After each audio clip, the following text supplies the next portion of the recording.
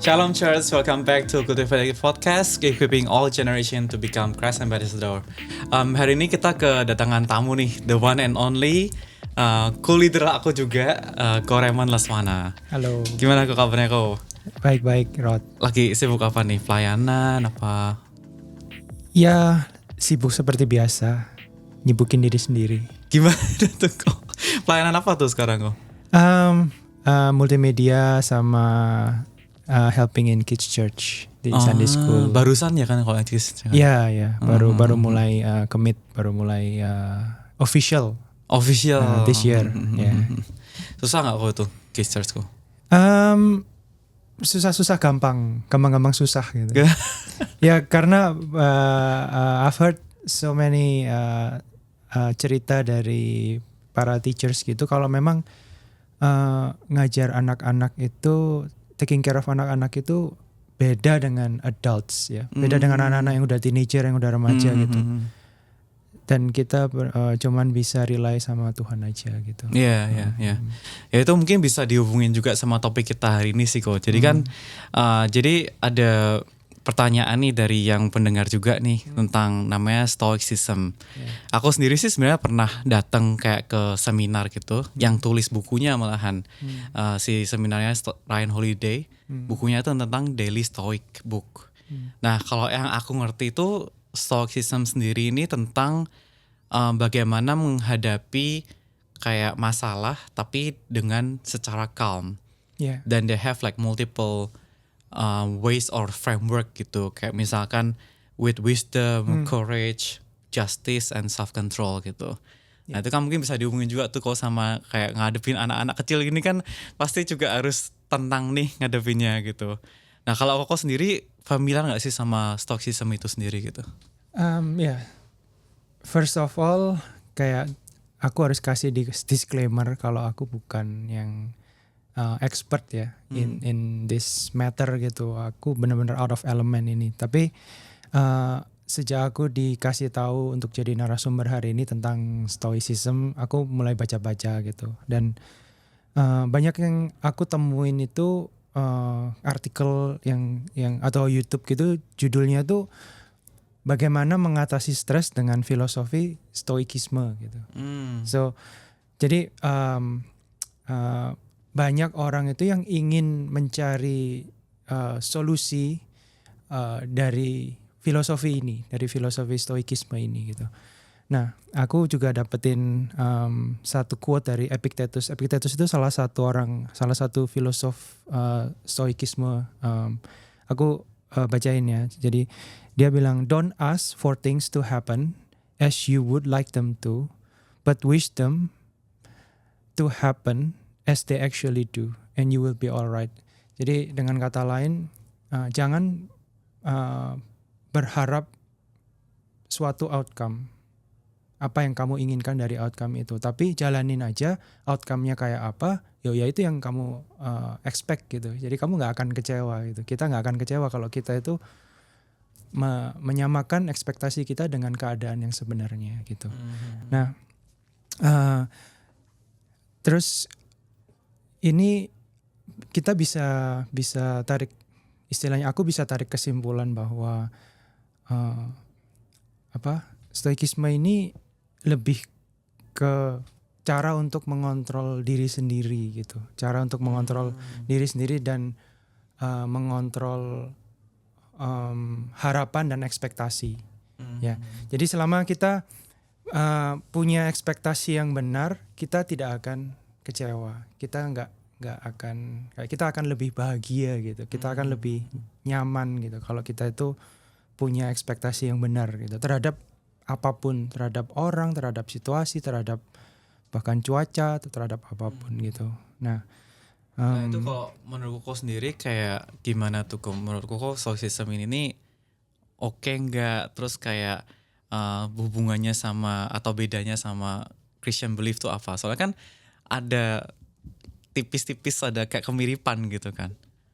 Iya, ya waktu aku mulai baca-baca tentang Stoikisme ini kok menarik juga gitu ya. Karena sebelum aku baca-baca ini aku kayak nggak nggak seberapa paham gitu apa stoikisme. Tapi waktu aku baca itu kayak kok harmless gitu, kok nggak maksudnya filosofi yang ya baik gitu loh ya. Tapi kita secara general aja, kita ngomongin secara general aja. Kita itu seringkali sehari-hari itu fokus sama eksternal, sama keadaan di luar kita, sama hal-hal yang sebenarnya kita tuh nggak bisa kontrol gitu, secara nggak sadar. Jadi contoh yang paling gampang itu kayak kata-kata orang. Banyak kita hidup di social life, kita hidup di suatu lingkungan yang banyak orang yang kita tuh nggak bisa kontrol kata-kata mereka, terus ekspektasi orang apa gitu, dan mereka mungkin ngomong sesuatu yang mungkin menyakiti kita, mungkin yang menyindir kita gitu. Terus biasa kalau ada orang begitu itu aku cuman mikir ya orang itu mau ngomong apapun kita nggak bisa kontrol gitu loh. Yeah. Mereka bisa ngomong apapun tentang kita, dan yang penting itu respon kita seperti apa. Dan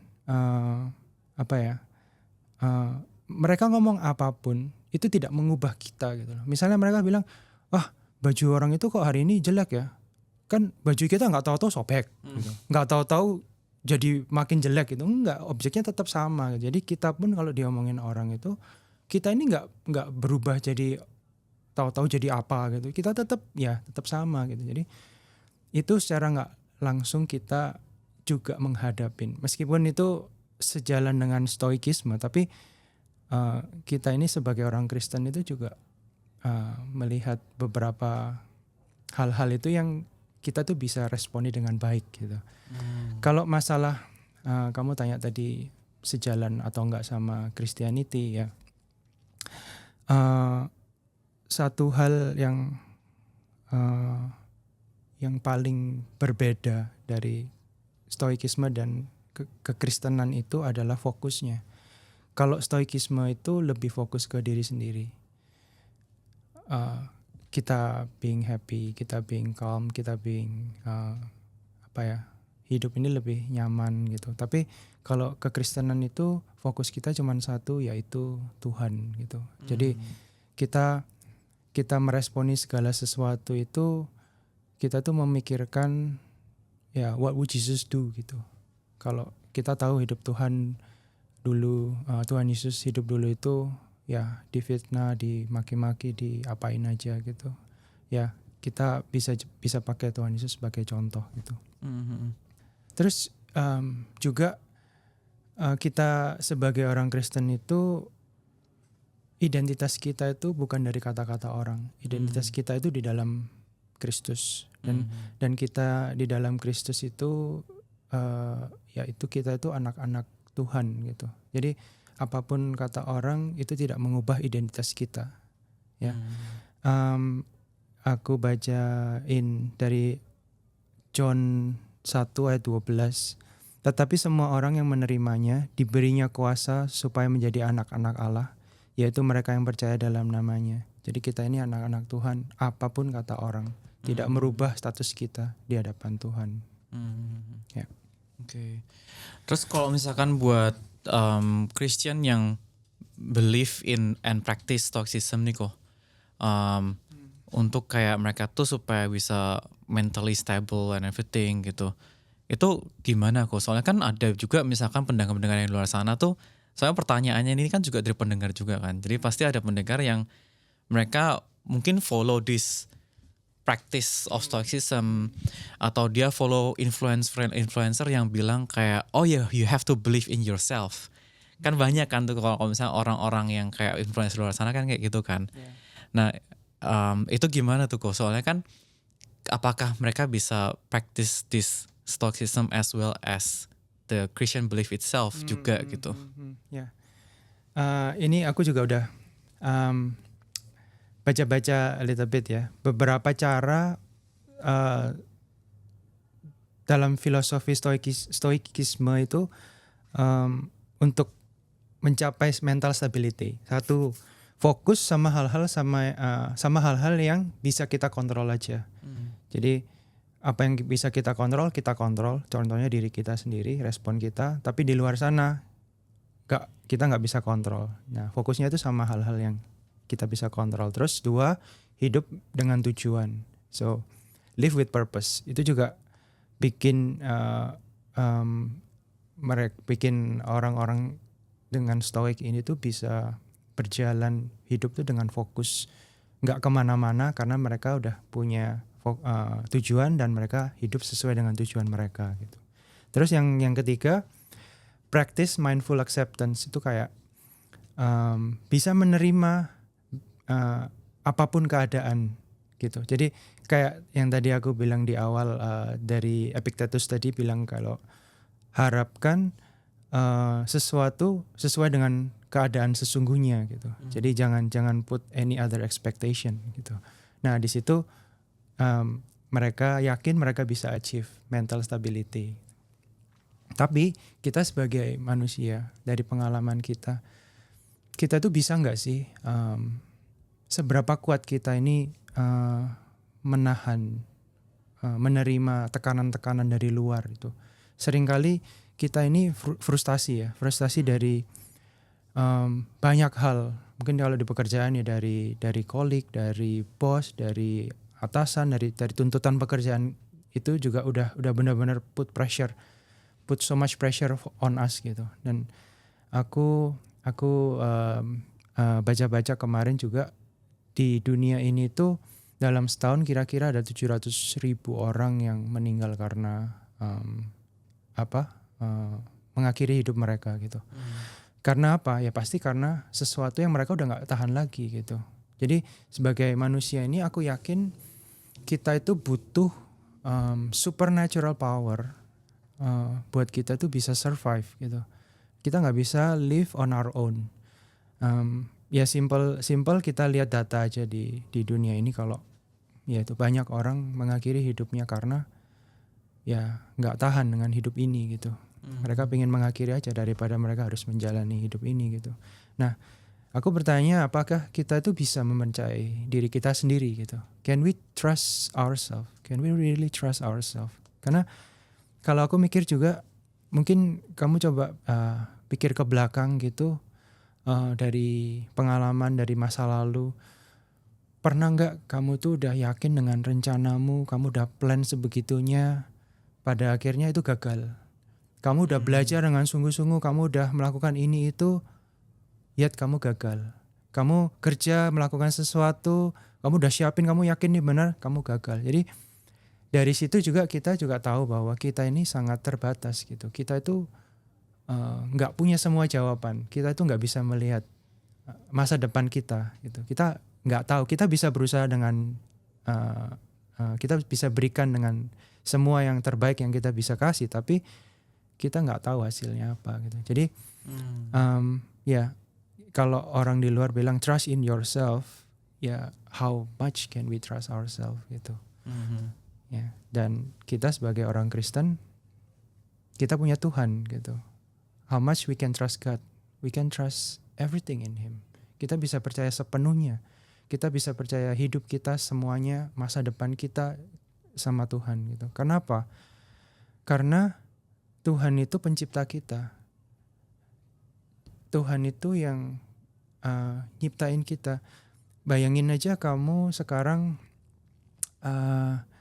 kamu tuh seorang programmer yang nyiptain game. Ya, kamu lagi aku mau programming a game lah. RPG itu apa? Petualangan gitu ya. Game petualangan. Kalau kamu yang desain this game, kamu tahu kan? Pertama karakter ini masuk lewat pintu ini. Terus jalan ke sini, jalan ke situ, jalan kemana. Nanti akhirnya kalau dia bisa sampai kota ini, tamat, finish, game over gitu. Kamu udah tahu semuanya gitu. Kalau karakter ini ke sana, dia bakal mati misalnya. Kalau karakter ini ke sini, dia bakal tersesat. Kamu udah tahu karena kamu yang menciptakan this game gitu. Sama kayak Tuhan menciptakan kita gitu. Tuhan itu udah tahu semua dari kita sebelum start sampai kita finish, itu Tuhan udah tahu semua. Jadi why not kita itu bisa percayakan hidup kita sepenuhnya sama Tuhan gitu. Dan di dalam Wahyu 22 ayat 13 dikatakan, aku adalah Alfa dan Omega, yang pertama dan yang terkemudian, yang awal dan akhir. Jadi Tuhan itu yang awal dan yang akhir. So we really can trust our life, our future, our hope, everything in Him. Ya. Tapi kalau misalkan berarti kan kalau yang frameworknya Stoicism ini kan is all about like believing in yourself and things like that. Tapi kan kayak Korea yang barusan bilang juga, ya kita harusnya percaya itu sama Tuhan gitu kan, bukan sama diri sendiri itu. Tapi kalau misalkan orang Kristen ini bisa nggak sih kayak dia nge-mix gitu kok? Misalkan dia masih pakai frameworknya Stoicism ini, tapi dia instead of believing on himself, dia still believing in God, tapi dia cuma pakai frameworknya untuk live day to day, for example. Tapi fokusnya tetap ke Tuhan Yesus gitu. Kalau kayak gitu gimana tuh kok? Ya, ini menarik ya. Short answer, yes. Kamu boleh pakai framework itu selama fokus kamu bisa ke Tuhan. Tapi kan yang diajarin sama Stoicism ini nggak begitu gitu. Tapi kalau memang Stoikisme ini bisa menolong kita untuk membantu kita bisa lebih fokus sama Tuhan, ya it's good gitu. Cuman kalau yang diajarin mereka tidak pernah nyinggung-nyinggung masalah Tuhan, gimana kita bisa fokusnya, maksudnya switch fokusnya ke Tuhan gitu. It's a bit hard gitu. Cuman aku mau cerita satu hal. Kemarin kan aku share ini, aku diminta tolong untuk jadi narasumber hari ini ya, untuk masalah Stoicism gitu. Terus ada teman itu yang bilang, oh that's good because you look like you are gitu. Karena aku dibilang bukannya kamu mirip-mirip sama Stoik ya kan. Jadi teman ini kira aku tuh Stoik gitu. Jadi aku bisa tarik kesimpulan bahwa ya of course I'm not gitu ya.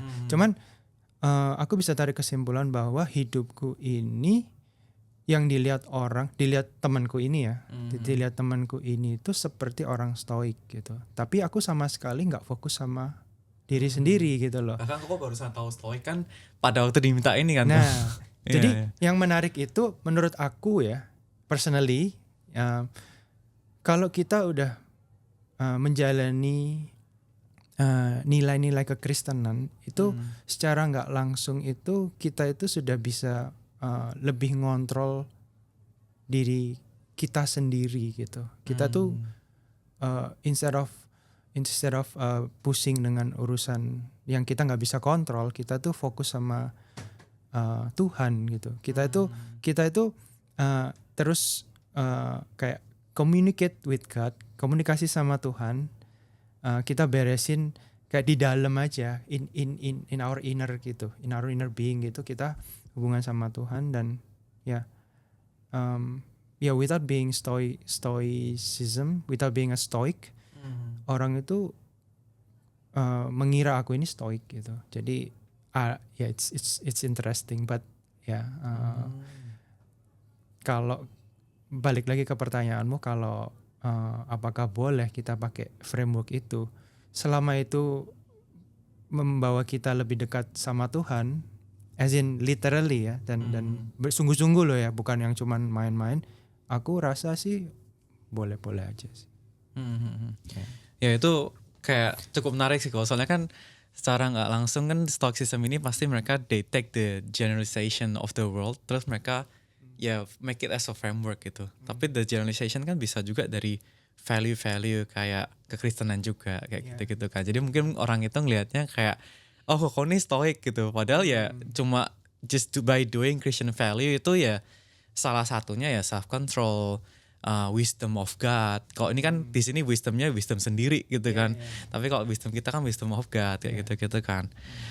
Mungkin dari aku lihat ya itu sih kok mungkin fokusnya beda gitu kan. Kalau fokus kita kan lebih kayak mencari Tuhan and how we can achieve the eternal life gitu kan. Tapi kalau misalkan yang aku lihat di Stoik ini kan lebih yang ya sekarang di dunia ini tuh gimana gitu kita ngejalaninnya gitu. Ya aku mungkin mau lebih explore ke sana juga sih kok. Kan kita kan kalau di Christianity kan lebih ke fokus on God and eternal life. Tapi kalau di Stoic ini kan lebih dunia ini yang sekarang gitu. Nah, bagaimana dua different fokus ini bisa ngebentuk dua respon yang berbeda juga kok dari jalan pikir kita gitu.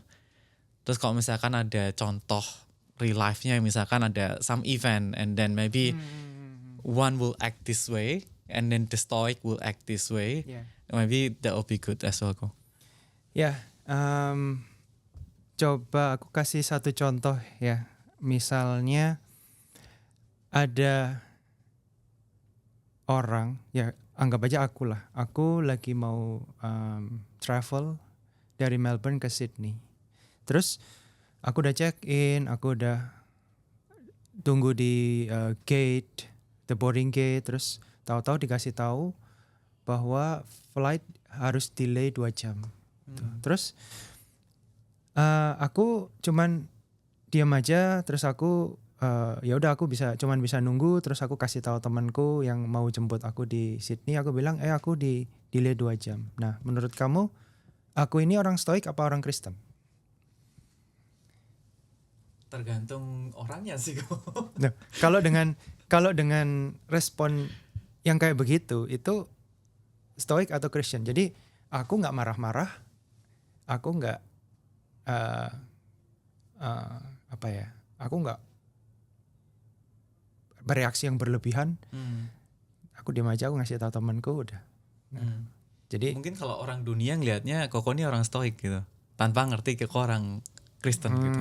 Ya mungkin ya bisa gitu. Oke. Terus we go to detail. Ini aku menaruh diriku di posisi orang ini ya. Nah, kalau orang Stoik, aku sebagai orang Stoik, aku cuman mikir, oh ya udah, aku nggak bisa ngapa-ngapain, aku nggak bisa ambil pesawat yang baru, aku pergi dengan pesawat yang baru itu, aku nggak bisa kontrol apa yang aku nggak bisa kontrol. Ya udah aku ya udah aku diam aja, aku tunggu aja 2 jam gimana gitu kan. Aku udah expect the worst.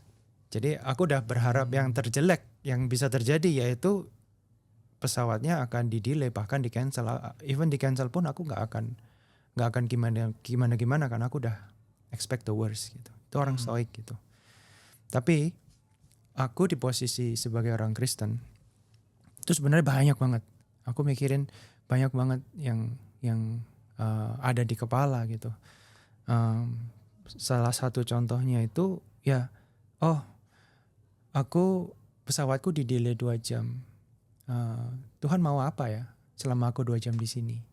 Nah, fokusnya langsung sama Tuhan gitu. Tuhan mau aku apa? Terus kalau aku delay 2 jam di sini,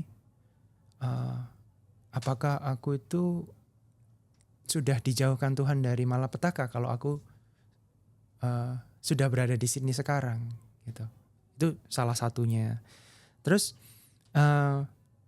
yang paling penting aku bisa tarik kesimpulan. Maksudnya ya memang keadaan ini tuh bukan keadaan yang menyenangkan ya. Personally mungkin aku akan ngomel. Di dalam hati aku akan ngomel, tapi of course aku gak teriak-teriak yang gimana, aku gak marah-marah yang gimana, tapi dalam hati aduh kok di delay gitu kan. Cuman balik lagi yang seperti yang udah kita bahas tadi, meskipun ini flightku di delay, itu kehilangan 2 jam itu is not gonna change the fact that Tuhan itu sudah mati buat aku. Eternal life itu sudah dijamin buat aku. Jadi delay 2 jam ini tidak it's not the end of the world gitu loh buat aku. It's not a big thing. It's not a ini bukan hal yang besar gitu loh. Jadi ya buat apa marah gitu loh. It's not a big thing. It's okay gitu. Jadi itu ultimately. Jadi ya sebagai orang Kristen itu fokusnya itu selalu balik lagi ke Tuhan gitu. Enggak yang aku dapat apa? Lah aku rugi kalau di sini 2 jam hilang dan lain-lain gitu. Jadi Tuhan mau kita apa? Tuhan mau dalam segala hal itu Tuhan tuh punya maksud. Ya kayak Roma 8:28 ayat favorit kita.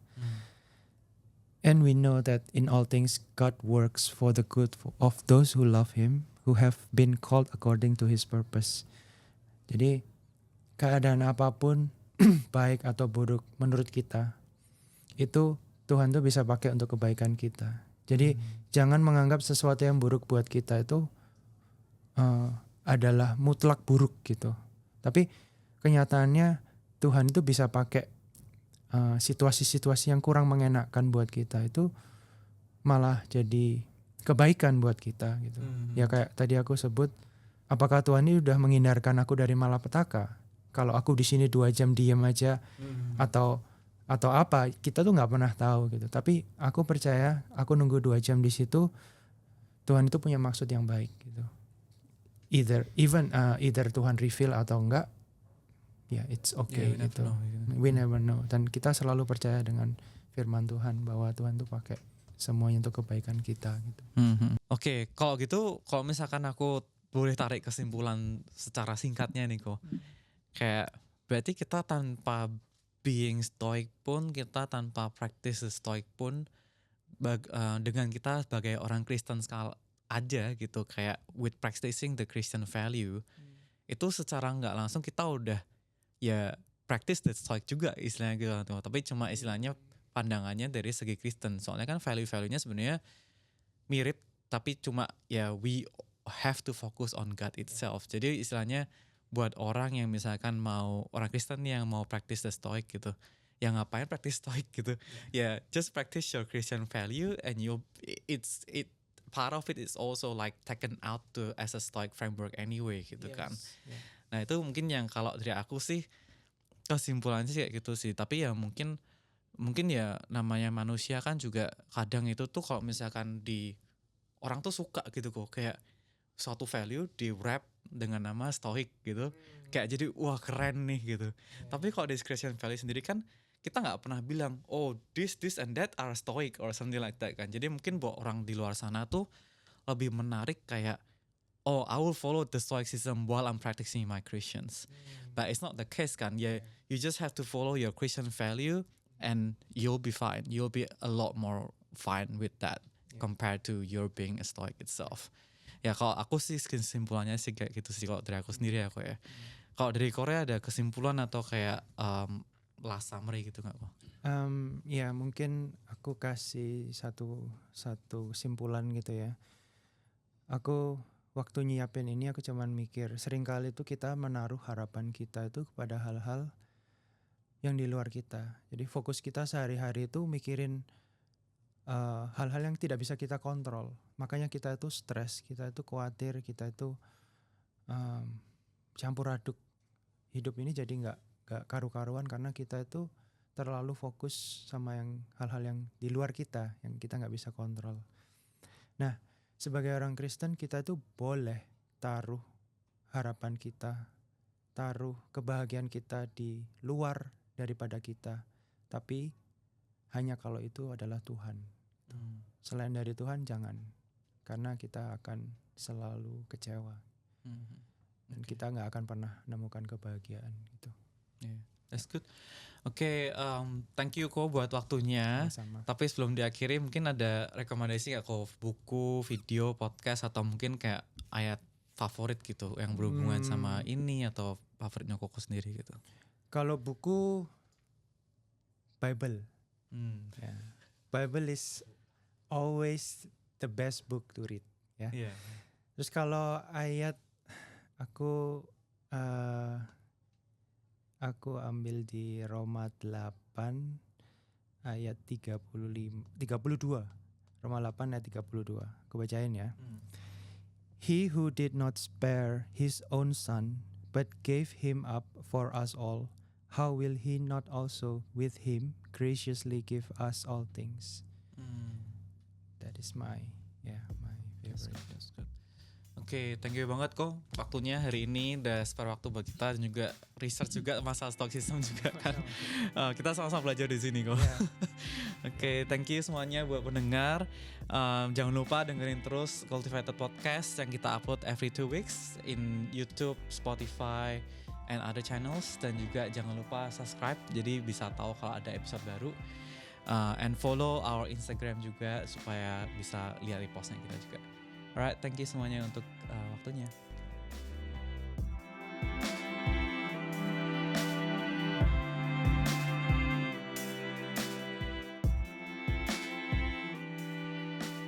Terima kasih sudah mendengarkan podcast kami. Share podcast ini kalau menurut kalian memberkati.